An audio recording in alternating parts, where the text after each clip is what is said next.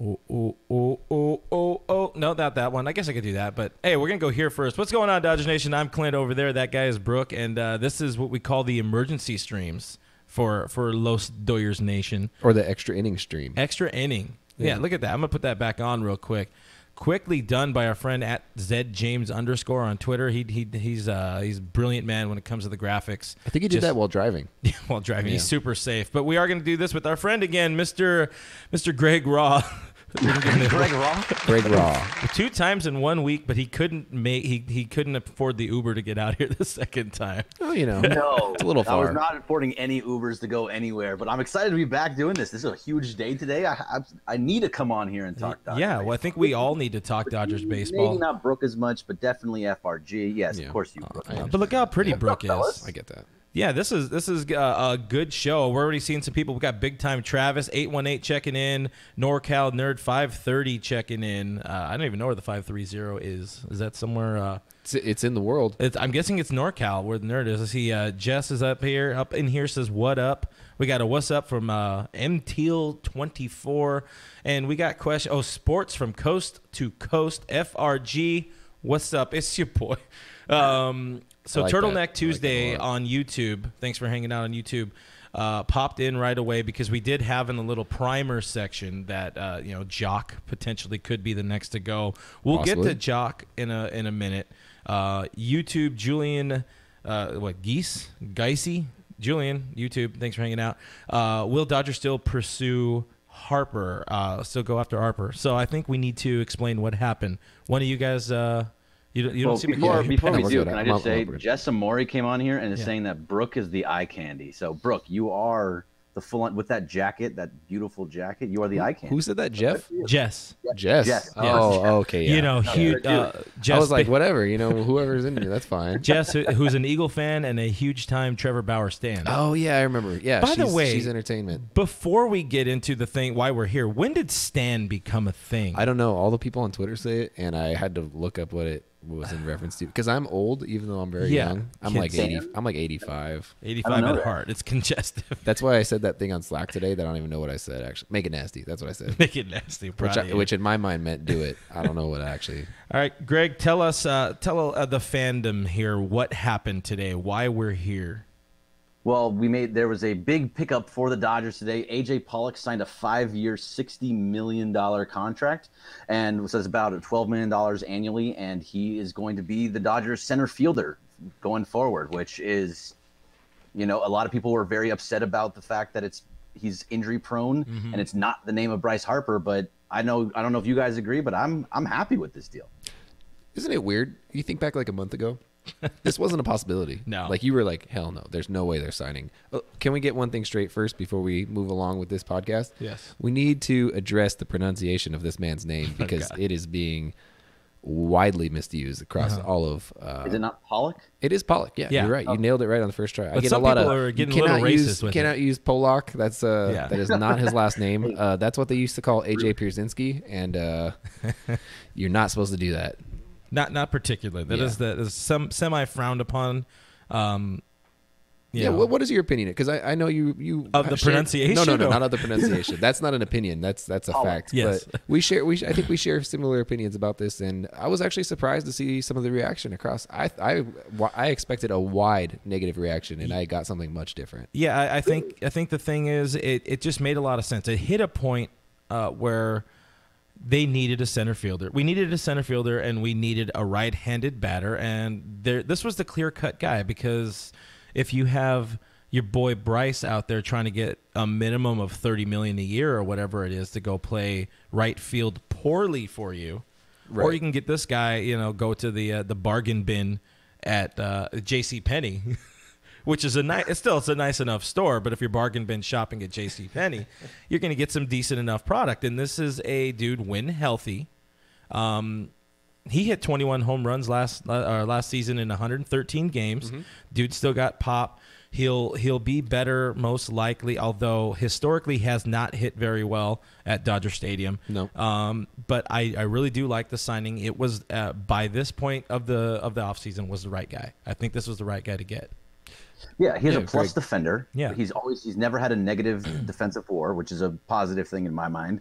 You're only getting him for $12 million a year, which is again a positive because that's low, or about average for today's baseball. And there's everything that he's injury prone in the sense that he's broken 2 bones. If breaking a bone, is that considered injury prone? Yeah, no, it's not like he's made out of glass. They're freak injuries. Right. I've broken a lot of bones. Yeah. Yeah, he looks like somebody. He did drink your milk, kids. Yeah. No. Yeah. It's a lie. Calcium in those bones. I love Or milk. was I drink it a lot of milk. Did you not have enough Big Macs growing up? Because I think Big Macs make your bones That's strong. the key to it. Yeah, we weren't allowed to eat Big Macs. So. Ooh. I think you got that a little mixed up.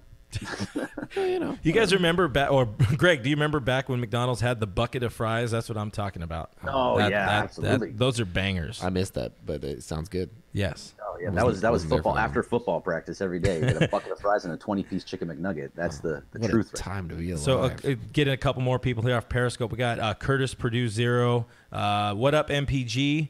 What's up, Curtis? Dom Closimo, 716 Bills Mafia. Sorry to hear that. NorCal Nerd clarifies that 530 is 3 hours north of Sacramento. So up there in 3 hours north. You can get 3 hours north of Sacramento. Drive slow. Oh yeah. So it's like weed country ish. So that works, you know. Yeah. Humboldt County up there. Hey, that's a nice area. Dennis from Always Sunny. What's going on, Dennis? We're very happy to see you. Is that actually Dennis from Always Sunny? I doubt it. I very much doubt it. Lancaster, New York. I don't know what's going on there. But Jess clarifies Stan because of Eminem. So they're creepy. The song, yeah. Like, they'll stand. I slipped into your DMs, but you still ain't calling. Yeah, exactly. I left my wait. I guess you can't leave your home phone or your pager at the bottom. Anyway, I learned the other day that I mixed up Dido and Sade. That's a besides the point. That was it really rocked my world when I found that out. The tonality I get. It's just really tough to take when you're 20. I'm going to be 26 tomorrow, by the way. Oh, I'm going to be happy 26. Happy birthday. Yeah. This is actually a podcast to celebrate my birthday. So that's why we got together, was for Brooke's birthday. This is and a by the surprise. way, on Periscope, Mr. Blue says, "I'm here. We can start." So now, okay, Mr. Blue, let's get down to business. Hey, Mr. Blue's for Brooke, AJ Pollock. AJ Pollock, by the numbers, by the money, and the production. So we did put out a post today, DodgersNation.com. Check it out. By Daniel Preciado. He did some good stuff to get that out pretty quick. Like Greg, you said, is it now officially a 5-year? I thought it was a 4-year, $55 million with the option of the 5th year for another 10. It sounds like, it's going to be the option year. They haven't officially announced anything, as you would expect. I think we were talking about it earlier. We don't expect anything to really be announced till either Jock is officially traded over the weekend or after FanFest, or there are a couple different reasons to not announce him right this moment. So they'll take their time doing that. He's not going to be at FanFest, so don't expect that. And for the people saying TBD, is going to be, that's going to be him. You got something, Greg? I see you pointing. Oh, yeah. Well, I'm just saying, according to Spotrac, which is what I use always for every contract whatsoever, it does say 5 years, $60 million. So because it does say he passed his physical today. Right as I imagine it was probably inked last night. Yeah. Right. Yeah. So and it's 2022 option. So after 4 years, there's an opt out available, which FRG I think more about, and then on his 5th year, it is a player option. Yeah, player option for the $10 million, or it's the $5 million. Oh, it is a player option. Yeah, that's good. Yeah, I like that. It's a good deal for him. So the deal takes him to what, age 34, age 35? Yeah, it gives him time to reestablish himself, to have another 2015 type season, which we'll get into because that was a monster of a season. If he can give us one of those seasons, I'll be incredibly happy. Oh, by the way, somebody is clarifying the 3 hours. We're talking about Reading. Hey, I know people from Reading. My boy Justin Etheridge. Reading. There's like a lot of trees up there. I have a family in Reading. I've been to Reading plenty of times in my life and used to go to the Winchell's there all the time, and I would get free donuts. You guys had a Winchell's? Is it on the one road? Yeah, it is on that one road. And then I have a camp that I go to every single year. That's another hour north of that. So it's a real place. But that came from Alex letting us know. Moreno Valley checking in. Big time Travis. Pollock win healthy. He's really, really good slashes against top pitchers. That's something I think we're going to have a post out about that tomorrow from our boy Diamond Hoggers. But yeah, he's in the same way like Max Muncy is elite at hitting elite fastballs, like 98-mile-an-hour plus fastballs, Pollock can really just do some damage to the elite pitchers in the game. So that's something that's nice to have. And by the way, Sports from Coast to Coast on Twitch is happy that we're streaming at a convenient time for East Coast viewers. I'm sorry. Normally we do things at about 7 o'clock, so that's just kind of the way we roll it. My bad. It's a nice time for us on the West Coast. I'm sorry for the East Coast, but we have to know our audience. Yeah, so inconvenient. West Side. So AJ Pollock on YouTube says you don't like AJ. No, I think we all love AJ, right? We're all on board. I got 2 here. That was 3. AJ, which AJ are we talking about? Yeah. The one AJ on the guitar, bad. Just AJ bad person. Guitar, bad person all around. I think he's watching right now. We miss you, AJ. Friend of the show. We love Pollock. I think we all agree. We love the signing. And, I got to give credit where credit's due. Mm-hmm. A mutual friend of ours, Mr. Brandon Knutson. That's how you say the last name, right? Yes. So he pointed out to me. It depends on how drunk his wife is at that particular moment. But anyway, yes. Yeah. So Brandon had pointed out to me on Twitter, he said, this is a guy that can give you a Harper level season in terms of WAR and value he brings to a team. And he can at a ridiculous discounted rate compared to Harper. So if we have to take the risk of, being injury prone, which I don't necessarily agree with him being injury prone. I think he's had a couple bad luck. He dove into home plate and broke his arm. And in spring training of all things. Right. Like so it's a day before the season started. Right. I don't necessarily agree that he's injury prone. He just kind of has a couple bad turns of luck. I think he's going to be a completely different player in LA because he's not going to be relied on so heavily to start every single game, every single day. He'll get to take a lot of breaks if he gets exhausted. There's going to be plenty of options for him to sit. And that's not a luxury he got. Part about it. Yeah, exactly. That's not a luxury he gets anywhere else. Yeah, Greg and I were talking about that before the stream. And Greg, I'll let you kind of continue on the thought of that. But this is a team that can really withstand him playing maybe only the 120 games or that kind of injury because the depth is all around. You're still going to see Cody in center. You're still going to see maybe Verdugo and all that. There's a lot of still good moving parts. This dude just helps. Yeah, I think that when you look at it, people just see the fact that over the last 3 years, he hasn't played a full season. He's played 112 games or 113 games or even missed an entire year. And they think, oh, that's automatically an injury-prone guy. But that's actually not who he is. I mean, yes, there's a freak injury of a broken elbow or a broken thumb or whatever it is, but the Dodgers themselves can actually withstand that because of the depth that they have in the outfield, because of Andrew Toles and Alex Verdugo and Chris Taylor and Kike Hernandez and Cody Bellinger and everybody else that can play the outfield. You don't need him playing 162 games. If you get 120, 100 out of him, that's about what you need from him as long as he's available in the postseason. Mm-hmm. And that's when you really are, because nobody else in the National League, even at pretty much at all, has made much of a difference to their team. We don't know where Harper, we don't know where Machado go, but for the most part, you're looking at the exact same team throughout the National League. Yeah, and when we talk about the depth that's behind him, it's not like if he gets hurt, you got a replacement level guy coming in for him. It's it's nothing like that. You've got let's say he's out a game, Cody Bellinger moves to center field. It's like, holy crap! He was going to be the center fielder. He was going to be there. Going into it, that's what we expected. Muncie's playing first, Bellinger's out in center, and it's a lot different now. You got top tier talent all over the place and on the bench if you needed to. Mm-hmm. And we talk about Kike a lot. I think with the bigger opportunity, more playing time that he got last season was really good and healthy for him. And I think that's going to play into this year, how he does. I think we're going to see him play a big role regardless of injuries or not to around the diamond. Mm-hmm. And I think Kike is going to end up being a pretty good player in the long run. Yeah, he's going to play a big role on this team for sure. Go ahead. You got something there, Greg? Yeah. No, I was just agreeing with Brooke and thinking that all these guys are all going to be good. I think that, Kike and Chris Taylor are both guys that, because they're available to play so many different positions, they can play outfield, they can play second base. They're so valuable in so many other ways that you can, like we've been saying, can withstand, and they're going to be valuable throughout the year. I mean, Chris Taylor, I think the stat better, FRG, is that he was a 3.5 WAR last year. Yeah, I mean, or I think it was actually it was closer to 4. I think it was 4.2 or something like that. It was well, if we're going I'm a baseball ref guy, not fan graph. So if we're going baseball ref, he was 4.8 in 2017, and I think it was 4.2, 4.3 wins above replacement in 2018. That translates to a very, very good player.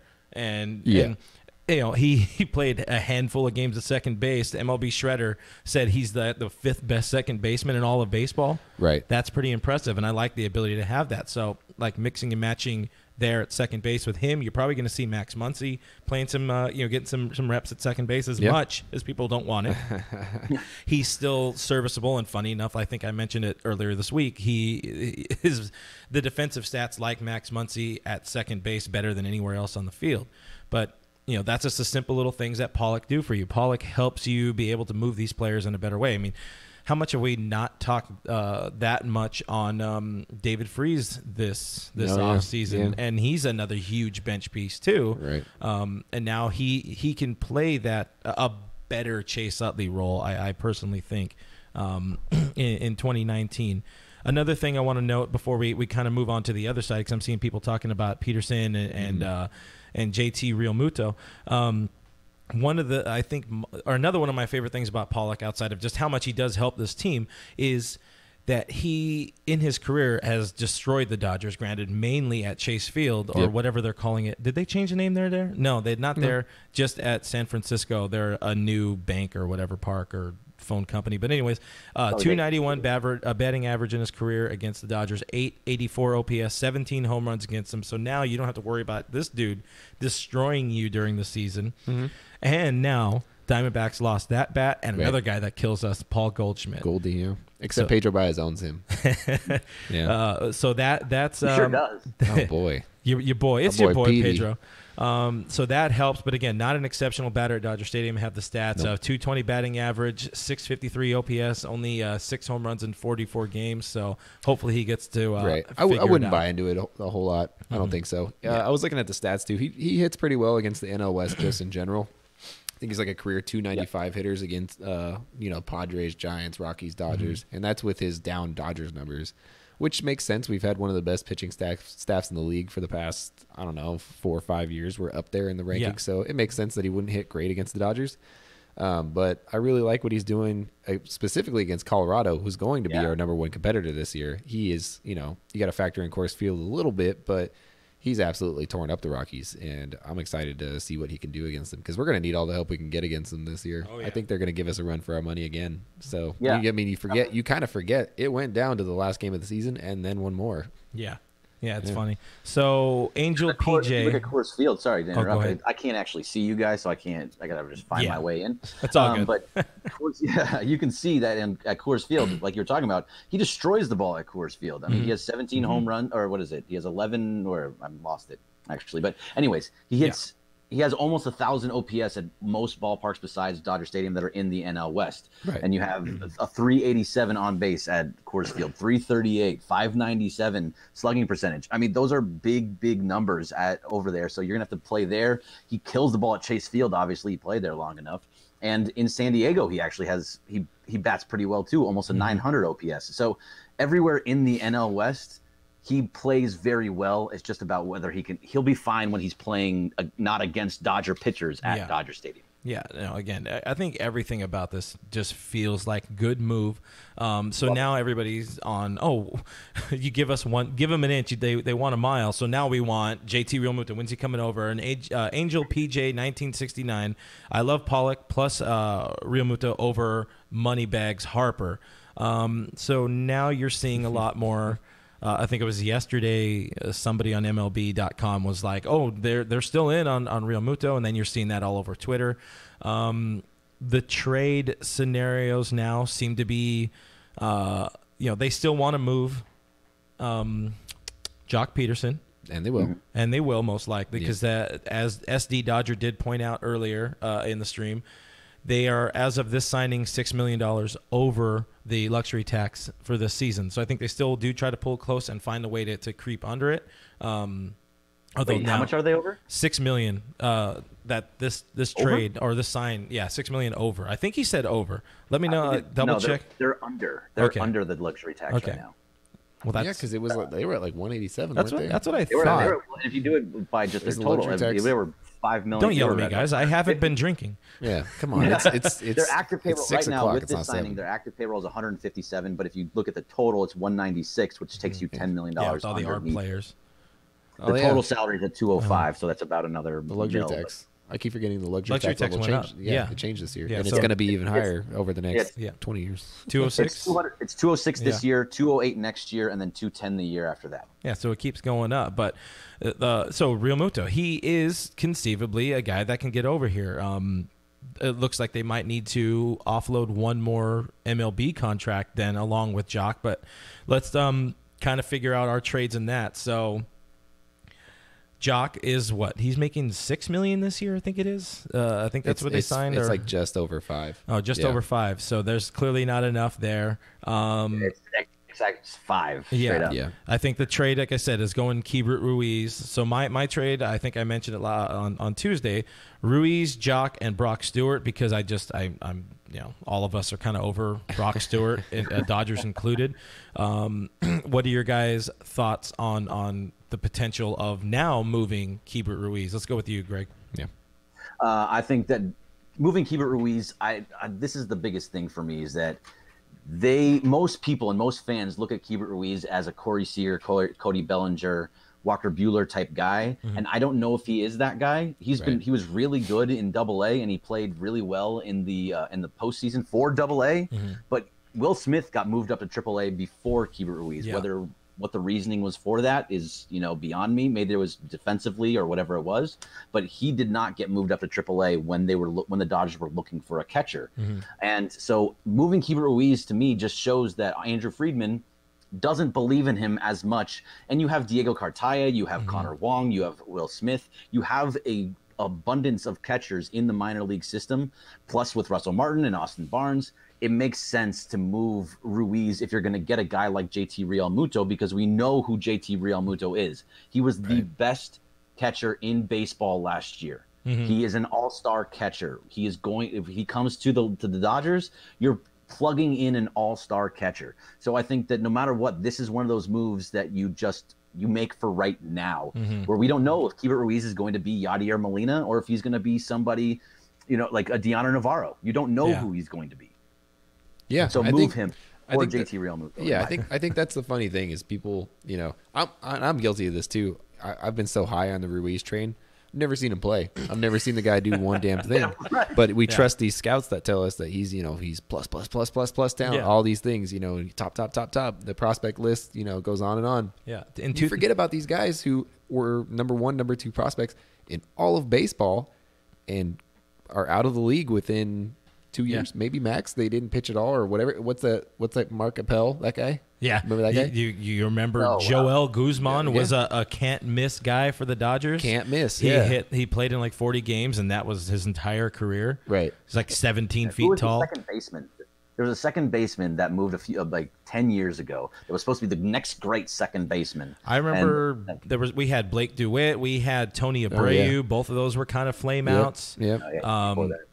Things become things. Blake DeWitt was the god. What do you think? No, but going off of that, same vein, you're talking about a guaranteed talent for some not straight up just for a top prospect that could potentially be amazing. He could be the best catcher of all time. You got to consider that, but not really because you can't count on that.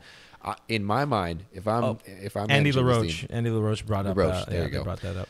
In my mind, if I'm back-to-back World Series losses, I don't even think about this. I trade Ruiz on a dime. And if you have to throw in Stewart and who else were you saying? I said Stewart and Jock. Stewart and Jock. Yeah. That's easy. I can get rid of Jock, no problem. I love the guy. I think he's great for the team. I love seeing him grow in LA. But if I'm looking at back-to-back World Series losses, I'm making this trade. And if I'm not looking at back-to-back World Series losses, if I'm maybe looking at a win and a loss or whatever it might be, I might not make that trade. I might want to invest in the future a little bit more.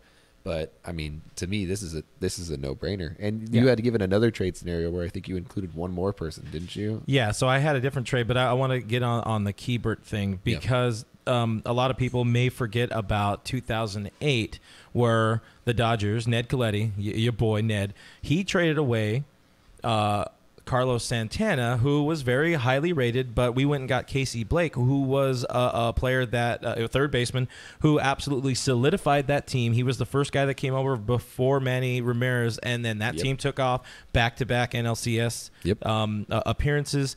You need to sometimes trade the good ones to improve yourself now. And like I was talking about a little bit on Tuesday, is the window is slightly closing. Obviously, we're the Dodgers. This isn't the end. Right. It's never going to be closed. But teams are getting better. Yeah. Teams are going to straight up get better in the NL West. And if it's not only the NL West, then NL Championship Series, the rest of the league, rest of the National League will continue to get better. So I fear the idea of holding on to a dude that might develop into something when you can go out and get somebody who is exceptional right now and is going to make a difference on your team. With that said, what you were saying, go ahead. You got something to piggyback on that? No, I was just going to say, because you went back to the guys that we traded, like Carlos Santana. Carlos Santana is a good player. He's still a good player with Cleveland. But at the same time, I mean, yes, you got Casey Blake, who was a huge part of that Dodgers run with Manny Ramirez. Casey Blake was a really good player. You traded Paul Konerko, who ended up being a great first baseman for the White Sox, but you got back I believe Jeff Shaw at that time. Yeah. And he was your closer for a good couple of years. Yeah. And had some good years. And he was needed at that time when Konerko wasn't what you needed at that moment. Yeah. But Konerko actually had playing time in the majors, whereas Ruiz hasn't sniffed the majors. I mean, he played well in spring training. Well, he didn't even play that great in Double A. Oh, that's right. He got moved up, and it wasn't that great. And Will Smith wasn't that good in Triple A, but Will Smith wasn't that good in Single A. And he's 24 now. He's an aging prospect, and he's Will Smith is one of those guys that he's always just been known for his defense. He's never been a guy who's strong with a bat, but Kiebert's a guy who's like, this guy is strong all around. So I think that's why he's so highly touted, which makes me wonder what their plan is for the both of them regardless. Yeah, so that's and like Greg, you had said, or I'm not paying enough attention as I'm tweeting along, but there you go. There's still Connor Wong, there's still Diego Cartaya, and there's still, if you get Ruiz, the possibility of extending him, which I from what I recall, Realmuto. JT does want an extension. I think wherever he ends up, he wants to win. The guy wants to win. You play in Miami for long enough, you just want to go to a contending team. Forget about the best. He saw his boy Stanton leave. He made the playoffs. He saw I'm out of here. His boy Yelich leave and go be an MVP. And go MVP. Yeah. He's like, I got to get it the hell out of Miami. So I also put together. Ozuna went to St. Louis, and he played really well when he was healthy. Yeah. He also struggled with some health, but yeah, he ran directly into a wall. So hashtag don't do that. Yeah. See Matt Kemp. Which Puig, by the way, sorry, and I'm going to just change the subject just a little bit, which is exactly what Puig does. He runs into walls and he plays all out, and that's great. People are upset because you're thinking, oh, you traded Puig straight up for AJ Pollock, essentially, but let's be honest. Yasiel Puig was not happy here in LA. No. He was not getting the playing time that he deserved. Turner Ward Did he deserve it? He couldn't hit left-handed pitching. He held back Alex Verdugo in my eyes. That's what I see him as. I love Puig. He was entertaining as all hell. I was at that game in San Francisco earlier in the year when he just rammed into the wall in right field. His hip exploded, it looked like, when he hit that wall. And I just remember thinking, that ball, you were not going to catch that ball, man. And I love when people play with that kind of heart and talent and, just go, literally balls to the wall. Yeah. And he did that. But I mean, at a certain point, you got to remember your team. You got to remember that there's a whole season ahead of you. Yeah. And I think that was April or something like that. It's I get one it. Game doesn't make a difference. You got to last the season, brother. Go ahead, Greg. No, I was just agreeing with it because Puig is just a guy that he was a boom or bust type guy, and as I know people are really sad that he's gone. I'm sad that he's gone. He was really fun to watch, but the fact of the matter is he was not happy, B, not playing all that fantastic. He played well. He got some big hits in the playoffs, but his playoff numbers weren't even all that great. You're getting a guy that is a true center fielder when you don't really have a true center fielder. I know that Cody Bellinger has been playing well out there, but he's not a true center fielder. And this is exactly what you're getting from AJ Pollock. So people that are saying that Puig better than Pollock, I disagree. And he's not a guy that is injury prone. I think that this is a good move for the Dodgers as long as they make another move. And for the amount of money, I love it. An important sidebar here from Frank Talk LA says Baez breaks out this season. I guess in that, let's be frank. Right. let's be frank in the house. I would say like the entire season, because he already broke out for half of a season. But yeah, huge on Baez. I can say his name again. Mr. Baez. So C.H. Daniels 3D.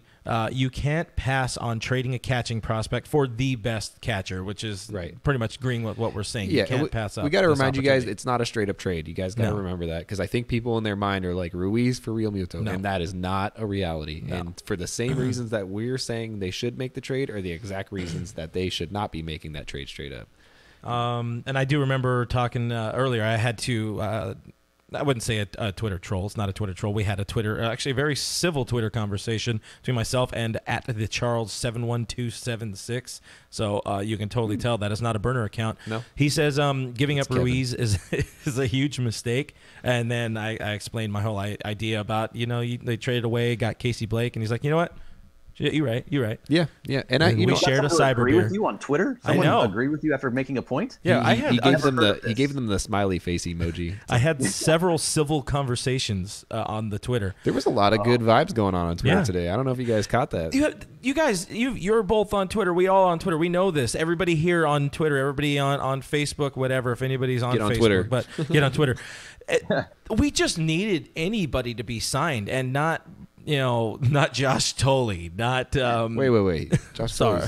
Don't I'm put sorry, some I didn't mean respect on his name, man. I didn't mean to offend you this way. Damn snowflake over here. Catcher. Hashtag my catcher. Yeah, we already got our guy. We don't need Ruiz, or the other guy.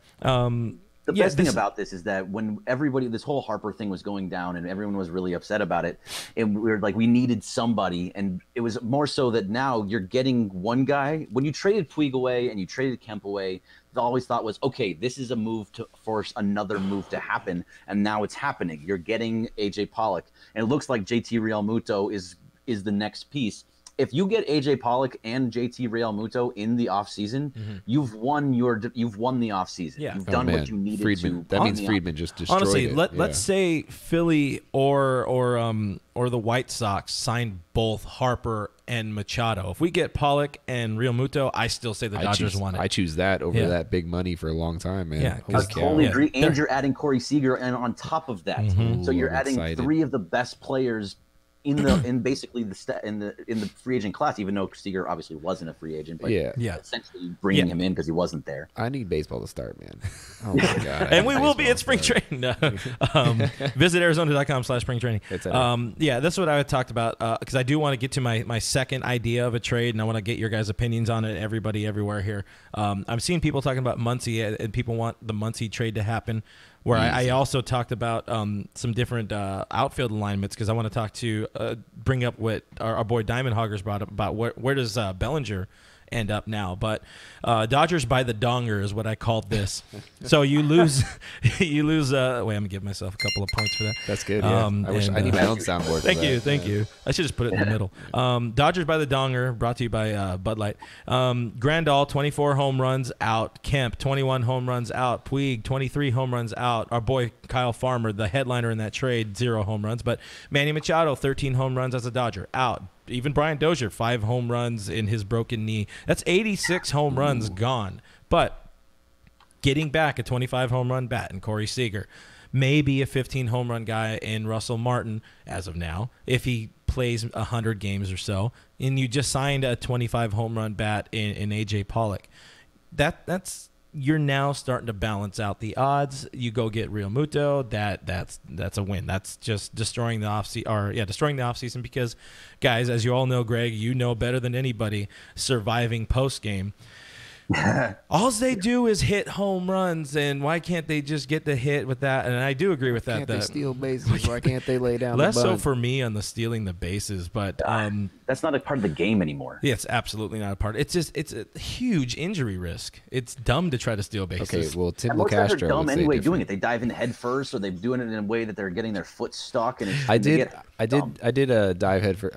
I dove in head first to the bag in late December and popped my pinky out of place, and it still hurts. Yeah, so lesson learned. And the that thing makes an appearance. Throw the ball 90 miles an hour. You shouldn't be running 90 miles an hour. I can't do that. Well, if he did, he wouldn't be here. He would be making some big time money. I'd be racing cheetahs. I don't know. What do you do if you're that fast? To get more Pollock stuff in here, we got Mondo Ramos 11 saying Pollock was on fire before he got hurt. Yeah, a couple of different times. Okay, Mr. Blue 323. This is what I personally want to feel. I don't know because the Dodgers keep talking about Seager and him being 100%. This is before I keep teasing my other trade, but I know big time guy over here teasing a trade. Sorry guys, I'm no Michael Duarte, friend of the show, but Seager won't start the season. Stop it, guys. I hope to whatever deity you guys believe in, I hope he does not start the season. Give him some time. He's coming off of a major hip surgery, and a major elbow operation. We're not going to see him in spring training, I think, until like the last couple of games, and even then, it's going to be in a pretty limited capacity. I don't expect to really see much of him at all for the first, even couple weeks of games. 2 weeks of games of spring training. They might put him in the field to play. They might give him a bat here or there, but I think they're going to slow play it with him, and that is 100% the right call. There's no reason to rush him back. Contrary to the Diamondbacks' beliefs, the season is not won in March. They put out that tweet. They put out a whole tweet like, hey, dude, they were like, season's over. No way, Dave Roberts. And I was know, like, didn't you guys like fall apart and finish 8 games back or whatever? Wait, but they won the first of every month. They did, last season. Well done, gentlemen. What do you got to say about Mr. Corey Seager there, Greg? Oh, I'm in agreement with you. Bring Corey Seager back when he's ready to come back. I hate to bring it into a basketball thing, but with LeBron too, it's when LeBron is here, when LeBron's ready to play, you play him. You don't rush him back. Corey Seager, when he's ready to come back, you bring him back. It's a long season. I don't need to see him in that first game of the year just because. When he's ready, that's when you want to see him back because you want him to be at full force moving throughout the season. So you heard that here first, folks. Greg Bergman equates Corey Seager to LeBron James. Same player. He could be at some point. That is the quote. He's picking up basketball. So when you guys call into Mason and Ireland tomorrow, you'd be like, why did Sausage Jeans say this? I don't answer those phones. So who does this guy get off? All right, my trade. So again, I've been waiting for this. Ruiz, Jock, Stewart. Hey, I did a good job right after the break. Look at that build.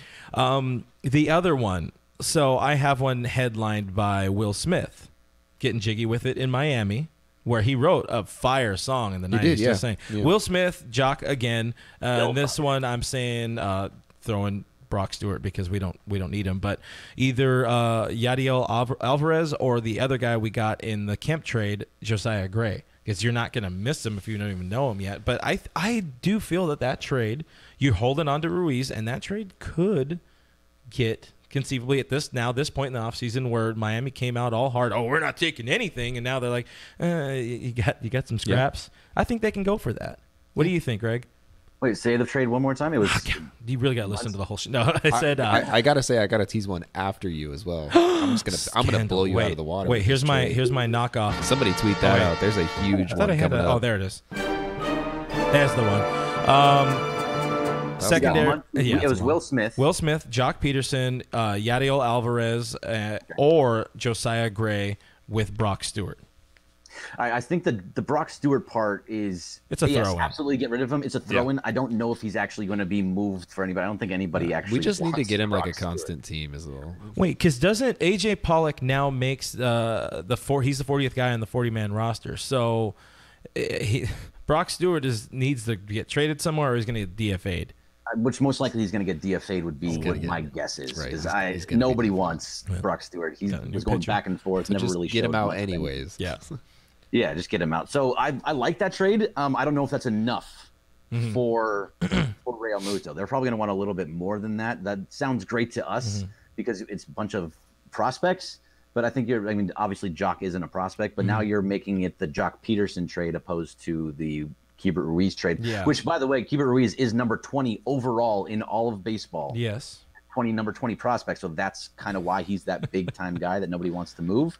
But yes, I think Keibert probably has to be a part of it. And it seems like Andrew Friedman is willing to actually make that. The Will Smith trade I like. I just don't think it's enough. Yeah, it's funny. Steve Arono 74 here on Periscope says nobody wants Brock Stewart, bro. We agree. We don't even want him. Brock, if you're listening, I'm sorry, man. Being a baseball player is hard.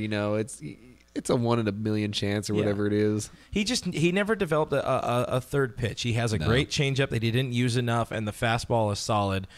They tried to start him. He's not a starter. He's gonna be a solid closer one day. He's get him beefed up like Broxton. Relief. Oof. He's an amazing, or he's been very, very serviceable. He has I think I said it on Tuesday, 2.5-ish ERA as a relief pitcher, but they keep trying to start him. And that didn't work. Same way it didn't work for Joe Kelly most of his career. Became a middle reliever, whatever, fireman, and it worked. Almo Batut says Bergman making sense. Why would the Marlins accept that? Because first time I've ever heard that. By the way. So thank you. Bergman making sense.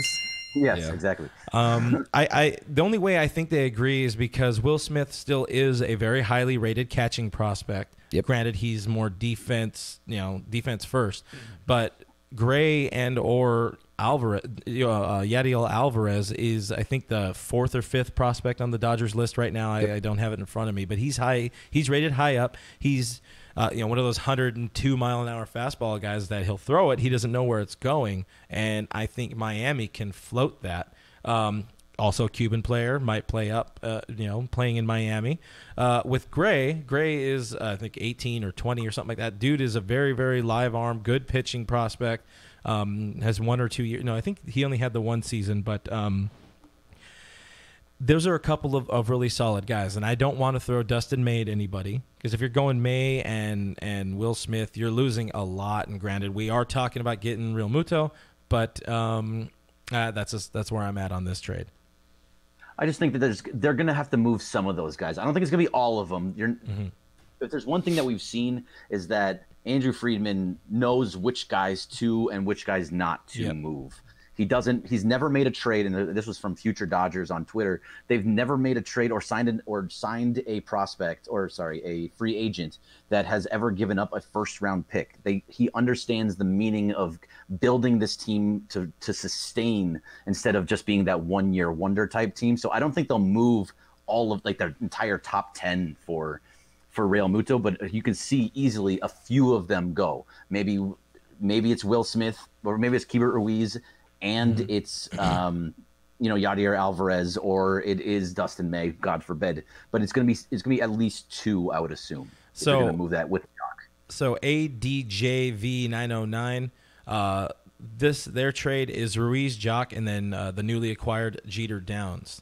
Don't know anything about him, so Jeter Downs is very good. He just was rated, I think, the number 6 best second base prospect by MLB Pipeline. Check it out on the Twitters. But where's Gavin Lux on that? Do you know? He's number 8. He's no, I number think 8 or number 9. Oh yeah, Gavin Lux did rate high enough as a shortstop, or he rated in the top 10 as a shortstop.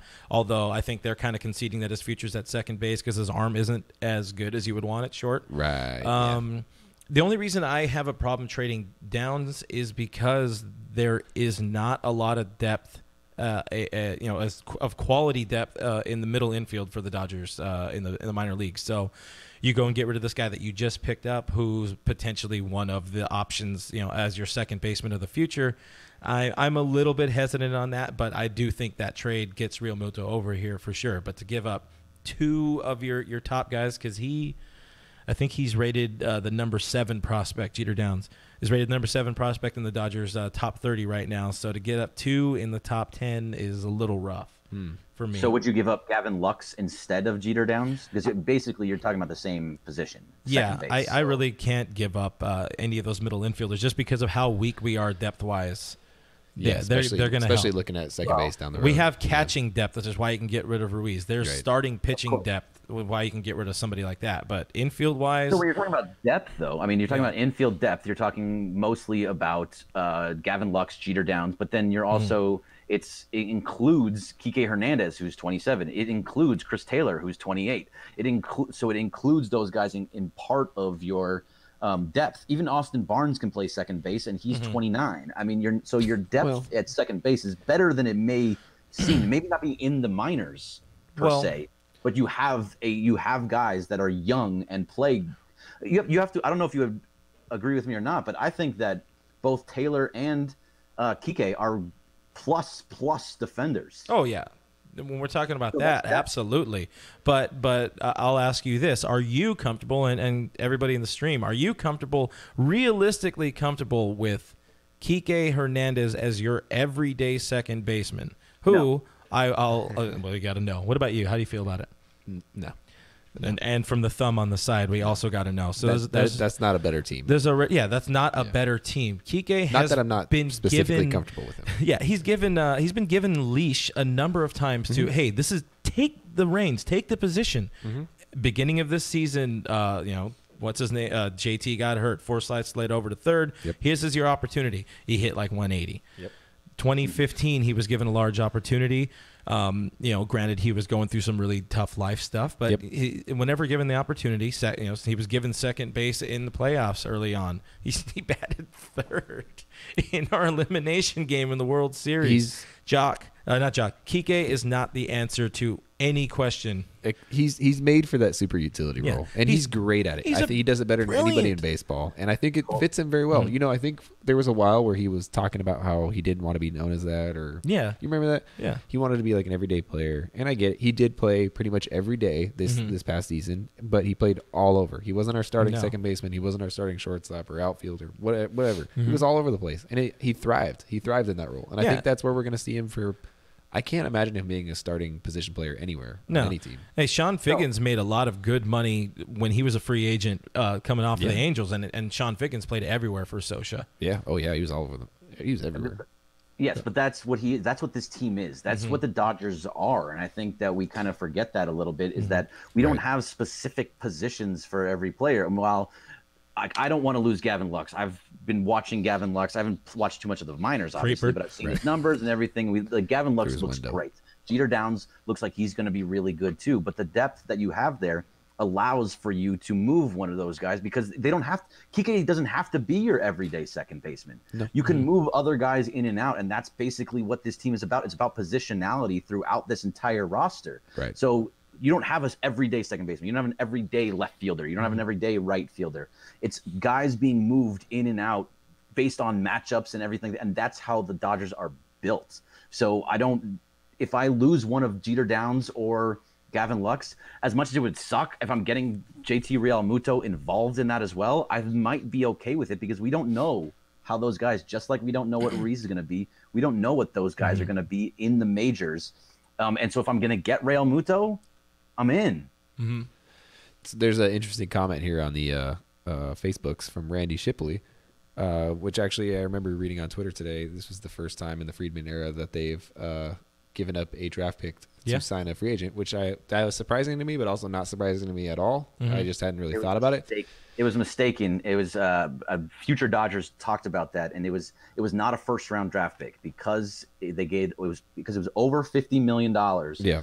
It ended up being a second or third round pick. Right. So never given first. So Randy asked, how does the lost draft pick, just in general, because of Pollock, impact giving up all of our best prospects? And I would say it doesn't one bit. No. Go ahead. I'm going to let you take that one, Greg. Wait, how does it say it again? How does the lost draft pick for Pollock impact giving away our prospects, or considering giving away our prospects? I don't really think that it does, because they basically got that back in which trade was it? They got rid of they lost Yasmani Grandal. They got a second, third round pick. They basically got the same pick back. Yeah. With the Yasmani Grandal pick. So you're not really losing much, and you don't lose anything in the first round. Right. So it works out. It's kind of like a wash. Yeah, I think it balances out. And I think even if it didn't, though, draft picks are they're so meaningless off the bat. Like, Ned you never Coletti, know what they're I spoke with Ned Coletti, oddly enough, or funny enough, in the parking lot at Dodger Stadium this year, and I still live by this quote that he gave me, which is, prospects are just currency. That's all they are. They're prospects. You don't know anything about them, and you can't do that. Also, he's the guy who traded away Carlos Santana for Casey Blake, but still. Yeah. Casey Blake again helped out the team a ton. Yeah, he was the foundation for that run. Anyway, it's not it's not the NBA, it's not NFL where you draft these guys and they're on your team the next day. It's not that league, and that's the big difference between these sports. Is I would say the NHL is a little similar in that, where they draft these guys, they don't come up right away, they play a lot of lower league hockey. But Major League Baseball, you draft a guy, you're probably not going to see him for 4 to 6 years. Yeah. There's a good chance you don't. And which is for why a purpose. That the Heisman dude decided to go play football. He was like, wait a second, I can't go straight to the major leagues. Yeah, he was trying to buck the system and get all around it, and they were like, no, we can't do that. And he was like, bye, Felicia. I'm reading a book right now called Where Nobody Knows Your Name. What does that mean? It's Where Nobody Knows Your Name, where they talk about life in minor league baseball. I think it just recently came out, but it's my book for the year because I only read like one a year, I think. This is a great point too. Yeah, this is a great point too. The Atom Bomb on Periscope says, "Don't forget, we get a supplemental pick because last year's first round pick didn't sign, so we get that as well." I forgot about that. The kid from that was going to like Missouri or something like that. Yeah. So you got that pick. You got your own pick. You get rid of these prospects, man. We got too many. Too many prospects. Yeah, trade them. It's crazy to have this many prospects and still be, winning so many 6 straight division titles in a row. Guys, Gary Lee's watching. Oh, Mr. Gary Lee in the house. So you see me. I want to. If I could switch gears for a minute, gentlemen. Gears. Enough of prospects and enough Realmuto for at least a little bit. Let's back up to the point of the day. AJ Pollock is now going to be a Los Angeles Doyer, of which we traded away 2 outfielders. Mm-hmm. And we still had too many outfielders, and there's still minor league depth at the outfield position. Again, if I say let's get out of prospects and get right back in it, but Jaron Kendall, DJ Peters, to name a couple. But still at the major league level, you had enough to start a game, and I think the numbers, Evans brought it up, Diamond Hoggers brought it up. Before the signing, the Dodgers were a 94-plus win team. Yeah. Now he's saying they're probably pegged at like a 96, 97 win team, which by far paces the NL West. The NL total. They're the highest rated team in the National League. Yeah. There you go. Yeah. So Sandro over here, Sandro Enriquez on the Facebook side, he says, you guys don't think Tolles will win an outfield position out of spring training? Good. Start? No. I think he's definitely a 4th, 5th outfielder type of guy.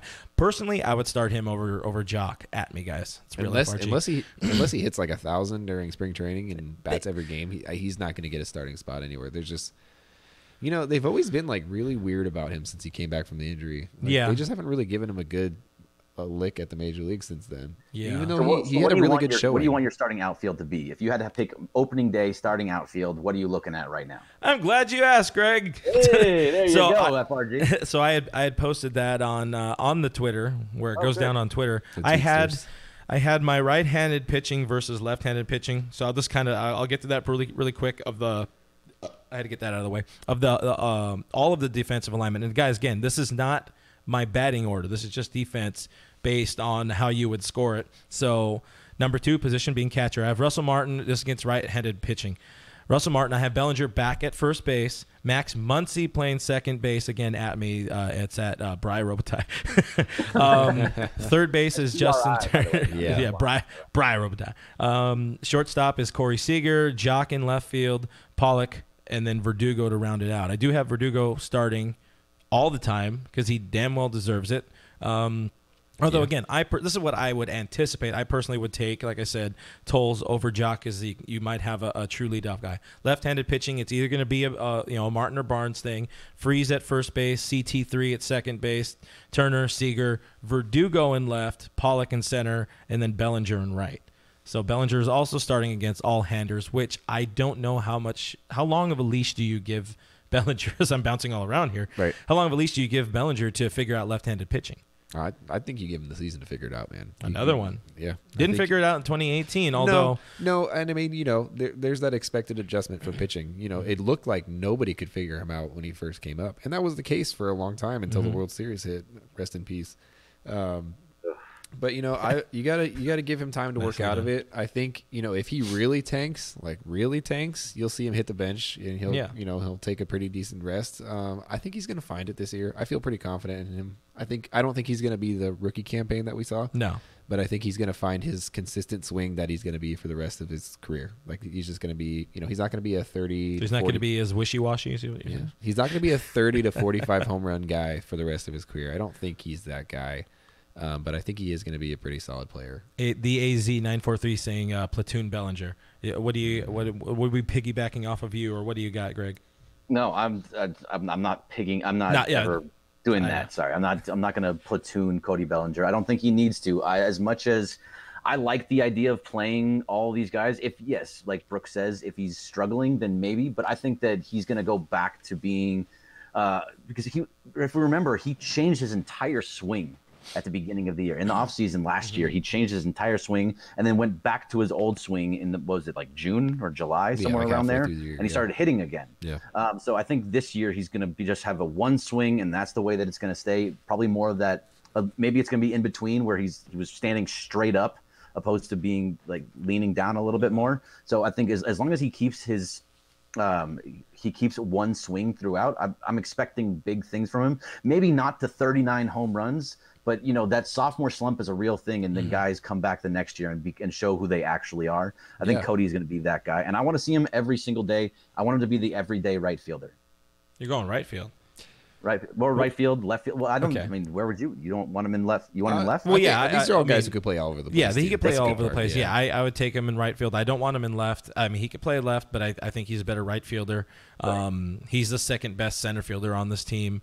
Yep. Or maybe third, because Verdugo can also ball. Yeah, and Pollock is starting. Verdugo's got a cannon, too. And again, that's the thing we got to realize, that even if whatever happens on opening day, whatever even the opening day roster is, it's not going to be the same thing even the next day, especially with this Dodgers team. I can't wait to see the opening day roster and then look at the roster like 6 weeks in. It's going to be completely different. Like the lineup is going to be like drastic. Greg Bergman, starting catcher. Yeah. Yeah, very possible, right? But you could be what it's going to be at the beginning of the season is going to be so drastically different, even going into September. The team is always changing, and that's a part of the thing that maybe fans need to realize as well. Oh no, we didn't get Bryce Harper, but at the trade deadline, they're going to make the move that is necessary.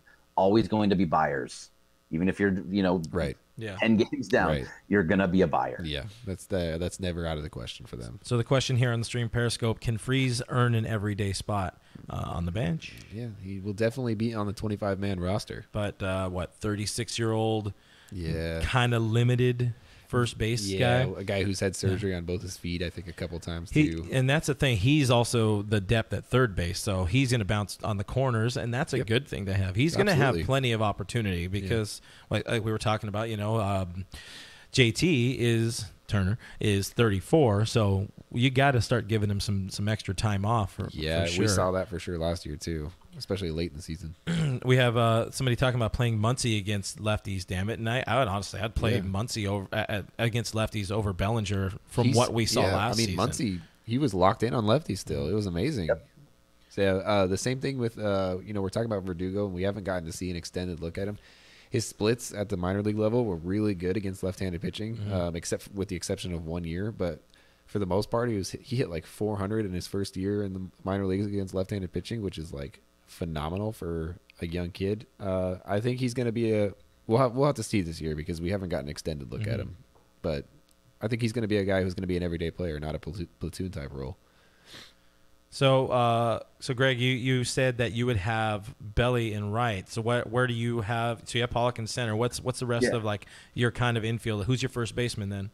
My first baseman. I mean, if Bellinger's right, then you're going to have Muncy. I have Muncy starting at first base. I know that we were talking about it on Tuesday with the fact that you can move Turner over there, but for the most part, he is the third baseman as of right now. But I'd probably have Muncy at first, and then I'd have splitting between Kike or Taylor at second base, maybe starting Taylor off, and then Seager at shortstop. And until Seager is ready, having Kike playing short. Damn, I was really hoping we didn't have to do this, but guys, the stream is going really hard towards Harper talk. So there we go. You want that to play into my trade that I was talking about? Because it does. Oh, yeah, Harper Watch. What is it? Free agency update 2019. Remember my trade earlier? And we're back with his trade. Okay, so you talked about the Miami trade. I'm going to blow you out of the water here. This is going to hurt. It's going to hurt. Are you going to trade Bryce Harper? I'm going to trade Bryce Harper. Sign and trade. Yeah. All right, so we're going to get a little deep here, guys. I'm going to need your help with this because I'm going to need to know which prospects Miami would take. I'm warming up. We're going to start. All right. Number 1, Alex Verdugo. I'm out. What? I'm not. I'm already out. Alex, doesn't he just make so much sense in Miami? Like, he just makes so much sense in Miami to me. Because of the bling? Oh, that too, but I mean, I don't know. Something about him just screams Keep Miami. going. I like it so far. So, we got our center fielder. That's great. That's awesome. I'm happy. Mm-hmm. Miami is looking for young talent. They're looking for a Jock Peterson type right now to get people to the stadium. I get that. You trade Peterson or Verdugo over there. Mm-hmm. You trade, some of those other top tier prospects that we're gonna have to. You seem like you really thought this out. Yeah, so far. I keep going through it in my head. You had 10 minutes to tease it, and you're like, I kind of forgot about it. You throw in a Will Smith, you throw in a Jeter Downs, you throw in probably one more top tier prospect along with Verdugo for JTR. You get JTR on the team. And now you have an open spot in right field. And you probably trade Peterson for some prospects just to fill up your farm system again. Mm-hmm. You're not going to get high level prospects for him, but you're going to get some to help fill out the system. And then you go over the luxury tax and you sign Bryce Harper. And you have an outfield consisting of Bryce Harper, AJ, and fill in left field with whomsoever pleases you the most. And you have JTR as your catcher. And you got Max Muncy playing second base. You got Cody Bellinger playing first base. You got Corey Seager playing shortstop. You got Justin Turner playing third. You got one hell of a bench. And you have a World Series caliber team. I'm going to go ahead and let you handle that one first, Greg. Because you're on board. You know what? I was on board with Verdugo. I like Verdugo. He just wants to get rid of him. He could be a great player. I just don't think that all of those guys, you're destroying the minor league system in that sense. Plus a lot of the major leagues too. Yeah. It looks when did great. you become a Dodgers Twitter fan? Dude, I'm a prospect hugger, man, like big time. Right? I'm so guilty of it. So this is my get us talking thing, guys. I don't actually believe in this at all, but I do. I believe in it 100%. We're getting Harper, guys. That's a big step for me. I've never considered trading any of those guys in my entire life. I feel like I own them. Reasonable. Yeah. On MLB The Show, 2019, team. Coming out soon. Eat fresh. Oh, wait. Better ingredients. There it is. Better ingredient. There we go. Zed James, which, by the way, Zed James, LOL, hashtag trade Brook 2019. The Miami Marlins. Marlins Nation has hired me. Are you taking your talents to Miami? I have no talents. He doesn't even have a shoulder, guys. Yeah. So you want to pay $30 million to a right fielder that was a one-ish win guy last year?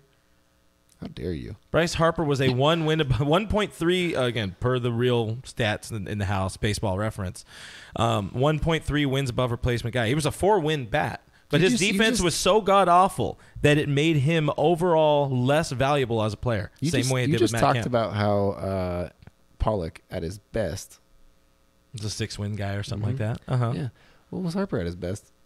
A 10-win guy one time. Exactly. One time. And he's Pollock was $12 million. Pollock was a 7-win guy one time. And then after that, we don't go Fangraphs. $12 million to $40 million.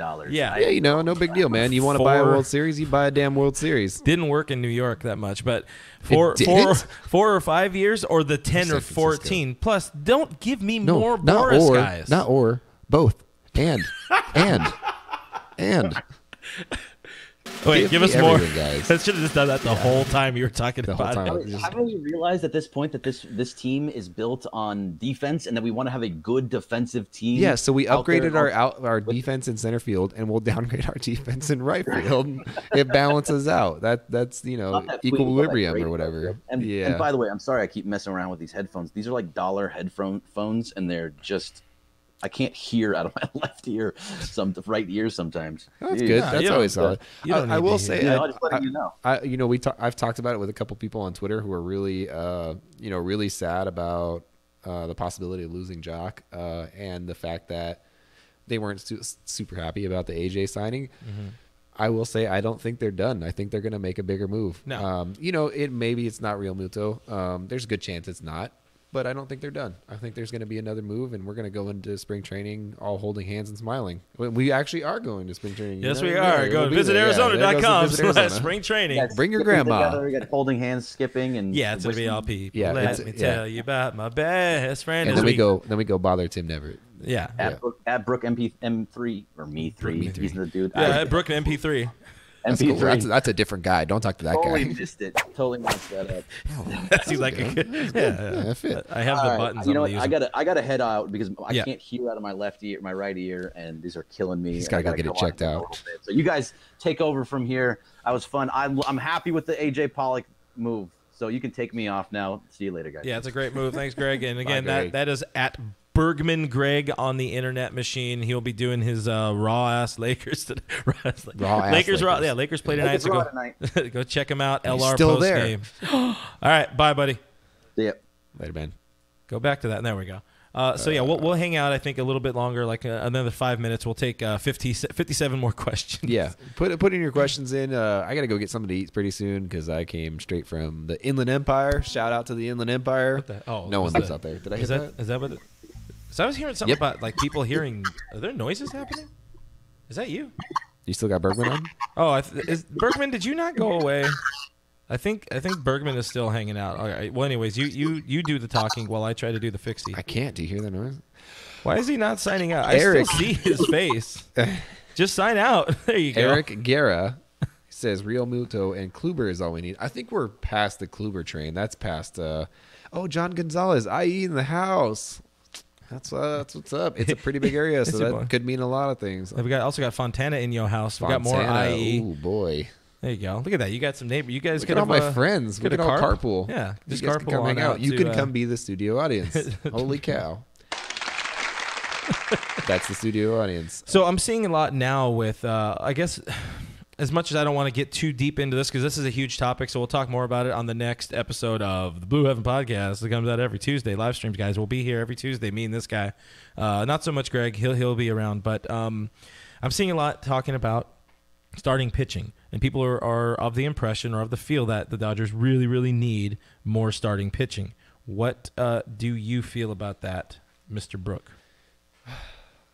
I think we have like 43 starting pitchers on the 25-man roster, and I don't even know how that's possible. Yeah. We're really deep at starting pitcher, and we showed in the past, last year, that we need that. Mm-hmm. I think people forget that we are starting the season with Walker Buehler as opposed to last year. That was a lot different. Rich Hill, he's got another year behind him, which means he's another year closer to being not good because that's inevitable. At some point, you got to go over the hill. Get it? Rich Hill. That's his name, and he pitches on a hill. And that's all the time we have. All these hills. Man, you really are hungry, aren't you? Yeah, I'm starving, guys. He is losing it I'm getting fast. loopy. Kershaw's getting a little old. We'll see. I think this year kind of will define how the rest of his career will go in terms of his bounce back from a pretty lackadaisical season, for a better word. Mediocre, but still exceptional. A Kershaw mediocre season, which means he's great by any other standards. We got a ton of guys on the team that can fill in for spot starts if need be. Kenta Maeda can bounce around from bullpen to starting rotation. Ryu can Stripling all can jump around. Dustin May will in the future. Get time this year. Julio Urias is eventually going to get a spot. He will start the season in the minor leagues as he should. He needs to pick up innings. But he's going to build up for the first couple months, and he'll be there by summer. I have no doubt about that. He'll be there by summer, whether it be by necessity because of injury or just because of timing. So Vargaloso, I'm guessing I'm saying that right. Of the Vargaloso family clan. What other starting pitcher should we get if not Kluber in a trade? So Kluber's not going to happen. If the trade for Kluber was going to happen, that would have happened a month and a half ago. It would have happened before the Christmas time. Bring back Darvish 2019. Really, Zed? Really? No.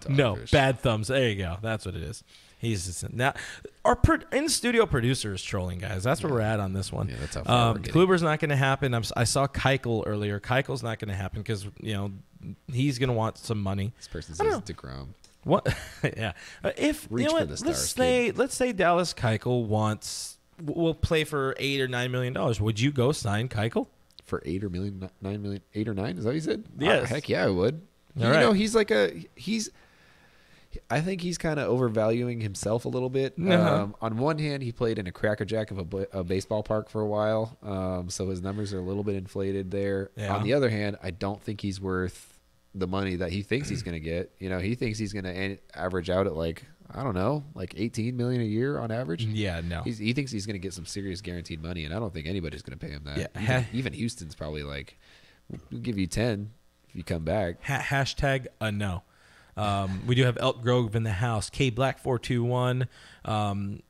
R Girk 22 says no. We just need a number one dude, which we have Walker Buehler. Number one. And a couple people here agreeing with us. I'm of the opinion no. We have more than enough pitching And again, the Dodgers are still very, very meaty in the prospect area. B27, I wish I had that button. B27 more. They don't need more starting pitching. And Sigmund Freudman. No, it's Sigmund. Sigmund. Oh, because it's like Andrew. I get it. Yeah. Oh, wait, not that one. No, not that one. You know what? That's what you want. We don't need more starting pitching, so we got a couple people agreeing with us for there. Somebody, again with Freudman wanting Kimbrel, no, that's a lot of money. Ross Hamilton says AJ was a good deal. Just say it. Yes. Ross, we did say it several times. Where have you been, and why didn't you watch the beginning of the show? Come on, Ross. At Zed James _ we got to find that guy and break his legs. Come here, break your leg. Transition is happening. I love Kershaw, but Walker is building his way up for sure. You just want me to turn on your mic? No, I know it's supposed to be.